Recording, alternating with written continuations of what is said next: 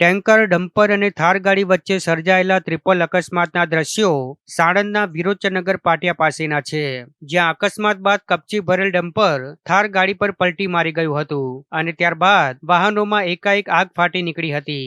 જ્યાં કપચી ભરેલ ડમ્પર થાર ગાડી પર પલટી મારતા કપચી નીચે દબાઈ જતા 2 લોકોના મોત થયા હતા. થાર ગાડીમાં સવાર લોકો પણ આગમાં બળીને ખાખ થઈ ગયા હતા.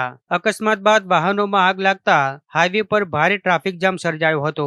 જોકે બાદમાં ફાયર બ્રિગેડ દ્વારા વાહનમાં લાગેલી આગને કાબૂમાં લઈ લેવામાં આવી હતી અને સાણંદ જેડીસી પોલીસ દ્વારા અકસ્માત થયેલા વાહનોને હાઈવે પરથી ખસેડી વાહન વ્યવહાર પુનઃ શરૂ કરવામાં આવ્યો હતો. ડમ્પર અને ટેન્કરના ચાલકે ગફલતભરી રીતે વાહનો ચલાવતા આ અકસ્માત થયો હોવાની હાલ પ્રાથમિક માહિતી સામે આવી છે. ત્યારે સાણંદ જેડીસી પોલીસે ડમ્પર અને ટેન્કર ચાલક વિરુદ્ધ ગુનો દાખલ કરી તેમને ઝડપવા ચક્રો ગતિમાન કર્યા છે, કારણ કે ડમ્પર અને ટેન્કરના ચાલક અકસ્માત સર્જી વાહન સ્થળ પર મૂકી ફરાર થઈ ગયા છે. પોલીસ તપાસમાં મરણ જનાર થાર ગાડીમાં સવાર સાણંદના અમથાપુરા ગામના એક વ્યક્તિ અને એક અજાણી વ્યક્તિ હોવાનું સામે આવ્યું છે.